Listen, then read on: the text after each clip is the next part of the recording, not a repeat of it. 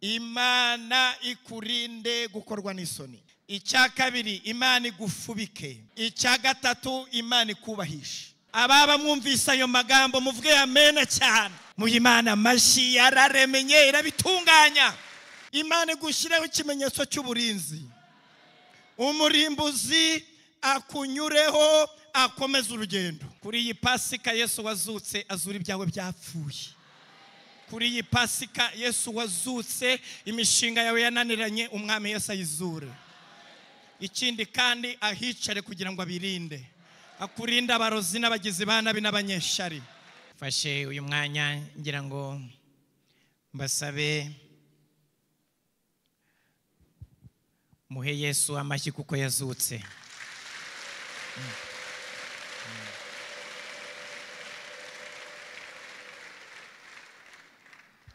Kubera hari ku munsi mukuru nagira ngo nongere mbasabe duhe Yesu amashyi dushyiremo n'impundu. Dushyiremo n'impundu.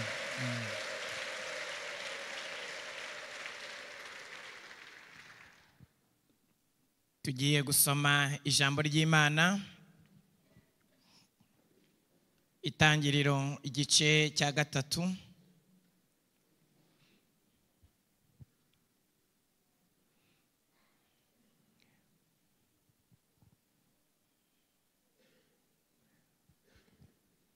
Hari ijambo ry'ubuhanuzi.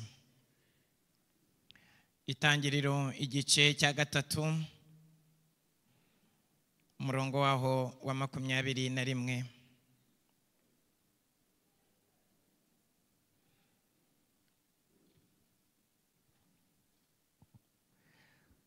Haravuga ngo Uwiteka Imana iremera Adamu n'umugore we imyambaro y'impu irayibambika.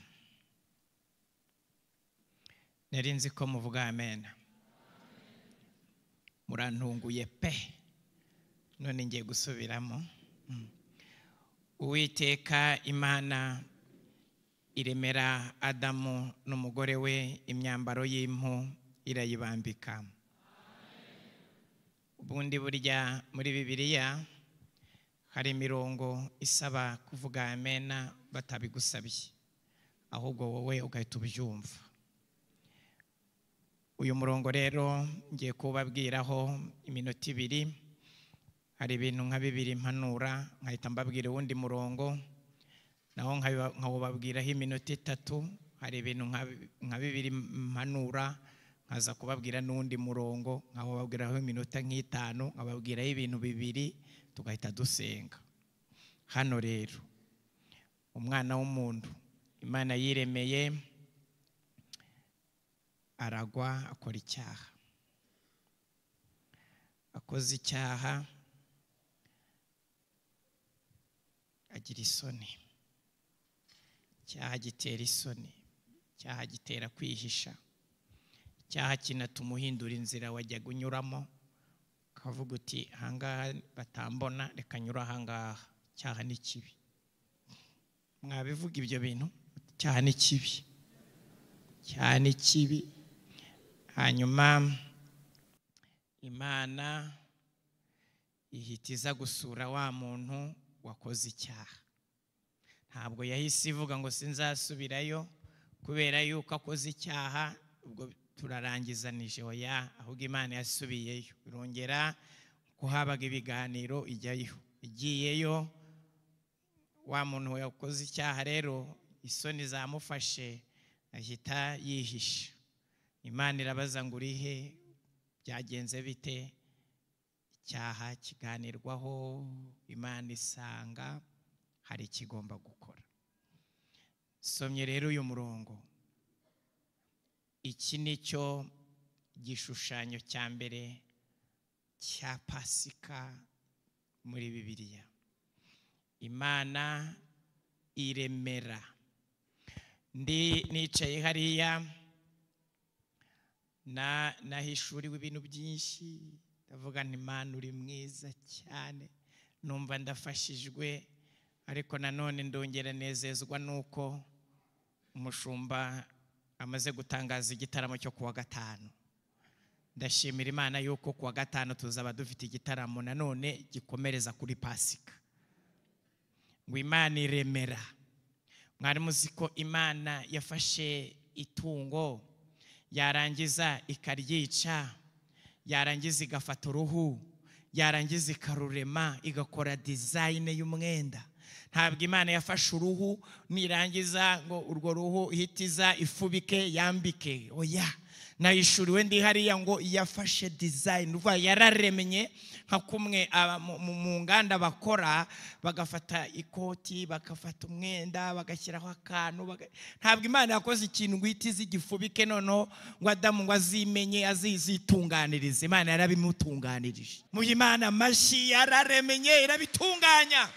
Irangije ntiyanashira hariya ngo imubwira ngo ngaho genda rero gufata uriya mwenda ngo hanyuma wambare. Irangije aramubwira ngo mwana wanjye ngwino nkwambike. Ikora na protocol, ikora care, iranamwiyambikira. Mwongera muyiha amashyi. Muri iri teraniro rero, muri iri teraniro ukurikira iki kintu ngiye kuvuga. Imana ikurinde gukorwa n'isoni. Icya kabiri, Imana igufubike. Icya gatatu, Imana ikubahishe. Ababa mwumvise ayo magambo muvuge amen cyane. Kandi hano harimo nk'abantu babiri babyumvise. Imana ikurinde gukorwa n'isoni. Imana igufubike. Imana ikubahishe. Ngiyo Pasika. Haleluya. Undi murongo wa kabiri rero, kuva igice cya 12. Kuva 12 umurongo waho wa 13 niwo nsoma wonyine. Ayo maraso azababere ikimenyetso ku mazu murimo. Nanjye ubwo nzabona ayo maraso nzabanyuraho. Umuntu wese uri muri iri teraniro, yaba bari online, ndabinginga kubw'imbabazi z'Imana musubiremo iri jambo ngo nzabanyuraho. Nta cyago kizababaho ngo kibarimbure ubwo nzatera igihugu cya Egiputa. Naringize ngo mugiye kongera kuntungura. Pasika, ikimenyetso cya kabiri cya Pasika ngiki. Iyi ni Pasika y'Abayuda. Iyi Pasika Abayisiraheli Imana yayibategetse ibona neza ko igihe cyo kuva muri Egiputa kigeze. Icyago cya 10 cyari kibaye. Imana irareba, irabibara, iravuga ngo igihe cyo kuva mu buretwa, igihe cyo kuva muri Egiputa kirageze. Ubwo kigeze rero ngiye gutangizanya iminsi mikuru, gusohoka kw'abana banjye bava muri Egiputa. Imana iharema Pasika. Muri iri teraniro hari ibintu naje ndimo ntekereza kuri Pasika. Imana yari yateguye ibintu bigendanye no kugira ngo bahave bariye. Ndashima Imana izirikana gahunda yo kwambara, ikanazirikana gahunda yo kurya. Murabona yuko ariko bavandimwe, kamere hano mu bashumba, iriya nyamaswa yo muri Egiputa bayikuyeho umwenda, byagarukiye aho cyangwa yaranariwe? Bayikuyeho uruhu gusa. Buriya nta kandi kantu k'umunsi mukuru ka nyuma yo kwambara. Imana iz'ubwenge. Imana iz'ubwenge. Hano rero ho birasobanutse. Iravuga ngo nugufata umwana w'intama cyangwa umwana w'ihene utaramara umwaka, no kuvuga karyoshye. Imana izi gahunda koroshye. Ngo kandi ngo umuryango utazamara uwo mwana. Imana ishimwe, wengeye kubabwira ngo mushaka ukuntu musangira. Ngo abatazamara uwo mwana ngo bazahamagare umuturanyi bahereranye. Murabyumva? Ntimuzabwira bakure, ubwira umuturanyi muhereranye, mubwira ngo twebwe dufite umwana w'intama, uwanyu ntimumubaje, muzaze turye uwacu. Imana ibishizeho n'ikintu cy'ubusabane. Mwongera muyihe amashyi ababyumvise. Busabane mu biryo. Kandi Imana imenya inyama iryoshye. Iravuga ngo inyama iryoha burya niyokeje. abadamu niba babihishuriwe burya bikundira burusheti. Iravuga ngo muyotse kandi murya izokeje, ntimuzazirya mbisi cyangwa zitetse, muzazotse kugira ngo nako gahumuro kajye kazamuka kangereho, kubera yuko hari ikintu ndi bukore. Ikindi ndashaka umwete, muzazirye vuba na vuba, ko ndimo ndareba ku isaha, muzajya muhita mwirukanka muva aho ngaho vuba na vuba. Abana b'Imana bagomba kurangwa n'umwete. Nanjye ubu ndi kubwiriza ariko mfite umwete, mukanya ndaba ndangije. Nta mikino, nimujya munaririmba mujye mugira vuba, nimusenga musenge vuba, nimunakora mukore vuba, nimunarya murye vuba, nimunakaraba mukarabe vuba, mwambare vuba, ibintu byose tubikore vuba, mubirye vuba kandi muzahumare ntazagira igisigara. Ariko amaraso nicyo kintu ngiye kubabwira, muzayafate mushyire ku nkomanizo z'umuryango. Ndabwira umumarayika uzajya kurimbura hariya muri Egiputa, aho azabona amaraso ntazirirwe yinjira. Ye baba we, muhimana amashyi bavandimwe we, haleluya. Pasika bivuga kunyurwaho, nukuvuga gutambukwaho, ariko ugatambukwaho ari igitambo cyabaye. Marayika yaza akabona amaraso agahita avuga ngo Imana yambwiye ngo nta muntu n'umwe uri bupfemo, twikomereze. Ndashimira Imana we, haleluya, kubwiyi Pasika y'uyu munsi. Kurikira ubu buhanuzi, Imana igushireho ikimenyetso cy'uburinzi, umurimbuzi akunyureho akomeza urugendo.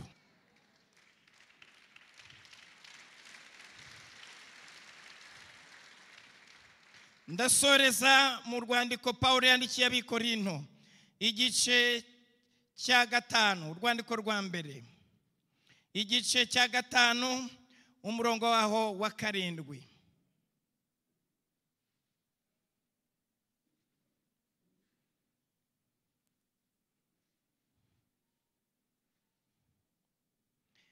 Urwandiko rwa mbere Pawulo yandikiye Abikorinto, igice cya 5, umurongo waho wa 7.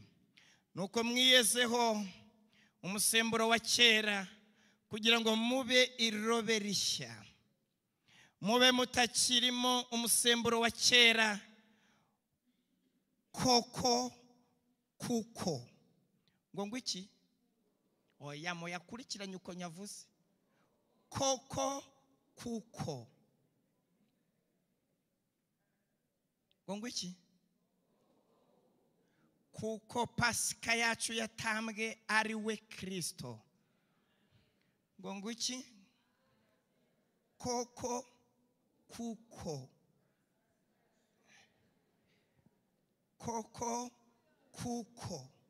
Kuko habaye iki? Pasika yacu yatambwe ari we nde? Ejo bundi hari umuntu wambwiye ngo none se ngo pasite ngurama Pasika, nurashaka iki se? Tuma Pasika. Aho Pasika yansabaga yari amafaranga kugira ngo arebe ukuntu yajya guhaha. Ndababujije, ndabahanye, ntagira umuntu muha Pasika mwayise amafaranga, ntagira umuntu muha Pasika mwabyise ibiryo, mwabyise imyenda. Pasika ni Kristo. Nakubwira ngo muhe Pasika, umubwire ngo waba waramenye uko Imana yakunze abari mu isi cyane igatanga umwana wayo w'ikinege kugira ngo umwizere wese atarimbuka ahubwo ahabwe ubugingo buhoraho. Ati ibyo ngibyo ndabimenye. Ni Pasika urayizi, ntukajye untesha umwanya. Nibazi Yesu afite iki? Pasika.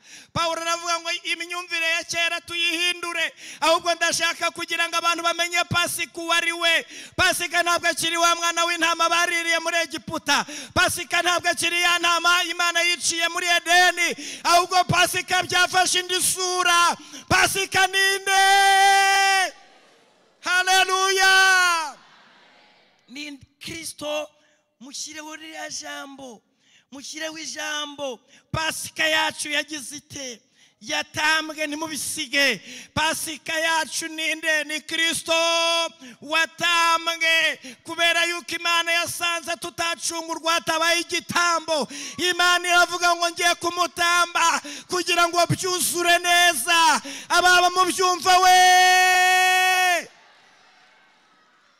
haleluya. Pasika yacu yarabonetse, pasika yacu yabaye Kristo, yaratambwe, yaremeye ku musaraba ajyayo, amara amasaha 3 aravunika, baramuhondagura, baramukubita, yari yabaye igitambo, aba n'umutambyi, kandi aho yahavanye izina risumba yandi mazina yose. Nimvuga ngo ababyumva mujye muhita muvuga haleluya, ababyumva.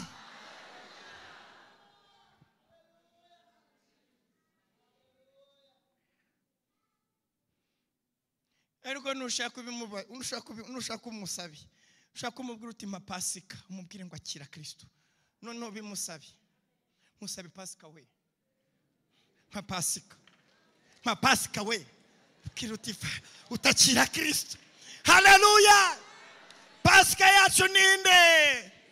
Yemwe abakristo basaje mu pasika yacu ninde?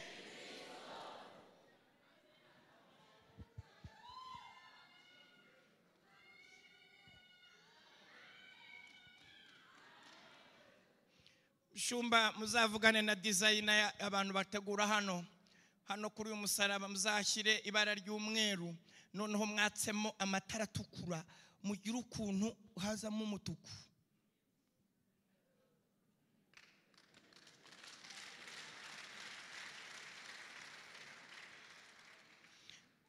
Mukurikire. Yesu yabayeho mu ijuru imyaka tutaramenya. Ibyanditswe biravuga ngo asanga guhana n'Imana atari ikintu yagundira. Aremera araza, aza mu Isamara imyaka 33. Imyaka 33 ishize, ajya ikuzimu, ageze ikuzimu hamara iminsi 3, arazuka. Azuka ari ku cyumweru mu gitondo azindutse, marayika niwe waje ye baba we. Haleluya. Bari bafashe imva barayifunga, bakomaho ubushishi ngo Yesu nazuka burahwanyura. Ariko mu ijuru hari imbaraga twita special force Imana yari yarasize kugira ngo izazikoreshe Yesu azutse. Marayika araza, haleluya, aza mu rubungabungo, akirika igitare acicaraho. Ngiye kubaterera agakorasi kavuga ngo agihirike, akicareho, agihirike.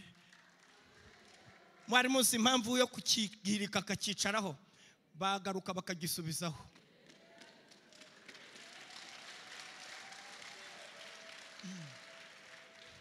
Kuri iyi pasika Yesu wazutse azura ibyawe byapfuye. Kuri iyi pasika Yesu wazutse imishinga yawe yananiranye, umwami Yesu ayizure. Ikindi kandi ahicare kugira ngo abirinde, akurinda abarozi n'abagizi ba nabi n'abanyeshari. Yesu amaze kuzuka agaruka mu isi, yereka abigishwa b'imisi 40, arangije agenda asezeye. Muhe Yesu icyubahiro, yarasezeye. Abwira abigishwa ngo icyakora muzahabwa imbaraga, umwuka wera nabamanukira, muzaba mubaye abagabo bo kumpamya i Yerusalemu ni Yudaya yose kugeza ku mpera y'isi. Amaze kuvuga ijambo, isi azamuka bakimureba. Yesu ntabwo yagiye mu ijuru ngo yihute, yagiye gahoro gahoro gahoro gahoro. Petero n'abayohana bashaka kumukurikira babura imbaraga, baravuga bati ubwo kuzamuka bitunaniye, mureke dupfukame. Nubona ibindi byose byanze uzapfukame. Mvuze ngo iki? Barapfukamye bazamura amaboko. Yesu ati mudagiye, ariko hari ijambo arababwiye ngo nzagaruka. Abamarayika bagezeho baramwakira, mu ijuru bamwakira n'icyubahiro. Imana iramubwira ngo hari ikintu ngiye kukubwira. Imana iprokarama izina risumba yandi mazina. Amaze kwakirwa mu ijuru, abajurnaliste babiri b'abamarayika barihuta bajya kubwira abagabo bati Yesu bavanywemo, azagaruka atyo nkuko mubonye agenda. Mwanyemerera tugasenga. Dore rero uko bimeze. Yaje mu isi avuye mu ijuru, ajya ikuzimu, arazuka. Azutse yereka abigishwa be iminsi 40, none azagaruka. Dusengera aho hantu. Nagaruka azagusanga n'amaraso. Muhaguruke rero.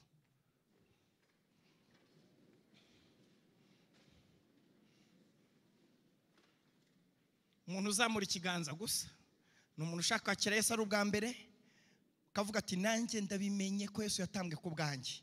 N'umuntu utaryaga igaburo ryera akavuga ati neri inyuma y'itorero ariko kuri iyi Pasika ndakizwa, ibyaha nagiyemo byose ndabivamo. Uwo muntu niba hari wazamura ikiganza cyangwa bizamure byombi. Namaze kubona gutsindwa kweza ari ukwemera ibyaha neza n'amaboko abiri.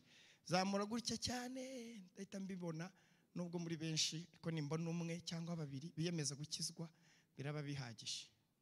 Hari ntari hejuru ndabona muri benshi. Hari umuntu wakizwa kuri Pasika ndabona bahari. Kiza rero nabahamagara mukaza tukabasengera. Nta muntu numwe wigeze akizwa adasengewe. Muze tubasengere. Protokole niba babafata neza, kuko umuntu ukijijwe bisaba kumufata neza. Umushumba ategura umuntu wasenga.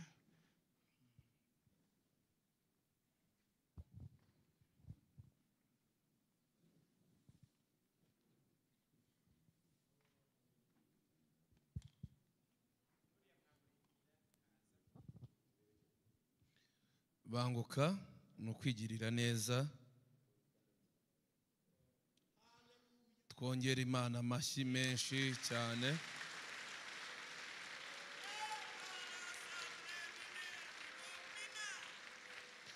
Reka n'ubundi Pastor John abasengere, umushumba arakomeza asengere iteraniro ryose muri uyu mwanya. Muvuge ngo Mwami Yesu, twumvishe ibyo wakoze ku musaraba. Turabyizeye, twizeye ko wapfuye mu cyimbo cyacu, twizeye ko wazutse, twizeye ko wazamuwe, uri umukiza. Turakwihaye utubere umukiza, utubere n'umwami. Urakoze Mwami kuko tubabariye. Mu izina ryawe Yesu. Data mwiza, mu izina rya Yesu, turi imbere y'amaso yawe tukumurikiye aba bana bawe bagusanze. Bateye intambwe bagusanga, kandi waravuze ngo umuntu wese uzahuri akwizeye ntabwo uzamuheza na hato. Turabingingiye mu izina rya Yesu Kristo, ubamareho ibicumuro n'ibyaha byose. Amaraso ya Yesu abeze uyu munsi, bandikwe mu gitabo cy'ubugingo, bakurwe mu gitabo cy'urupfu. Turabigushimiye kuko ubyumvise kandi kubakiriye mu izina ryawe Yesu. Amen. Kugira ngo mumfashe dusenge, turasengera mu magambo abiri gusa. Ndavuga ngo Yesu watambwe niwe Pasika yacu. Dusenge dutyo kandi muhere mu itangiriro, mwibuka yuko Imana yaremye imyenda. Mugere mu kuva mwibuka ko Imana yazanye ikimenyetso cy'amaraso. Mwashobora kuzamura amajwi yanyu hanyuma tukazamura amaboko tugasenga. Mana Data wa twese uri mu ijuru, turagushimira yuko Pasika yacu yabonetse ari we Kristo. Haleluya. Pasika yacu yaratambwe ari we Kristo. Pasika yacu yarabonetse ari we Kristo. Ibyo bintu bihishurira abagabo bari muri iki giterane, ubihishurira abagore, ubihishurire abasore n'abakobwa. Tuhishurirwe tumenye uyu mugisha isi yagize, tumenye uyu mugisha umwana w'umuntu yamenye. Haleluya. Pasika yacu ni Yesu Kristo watambwe akemera. Ibyo bitumye muri iki giterane tutiyumanganya, bitumye tugiye kubigaragaza. Tugukomeye amashyi, tuguhaye impundu ushimwe. Haleluya, haleluya, haleluya. Cyubahiro ni cyawe mu izina rya Yesu Kristo umwami wacu. Amina, amina, amina.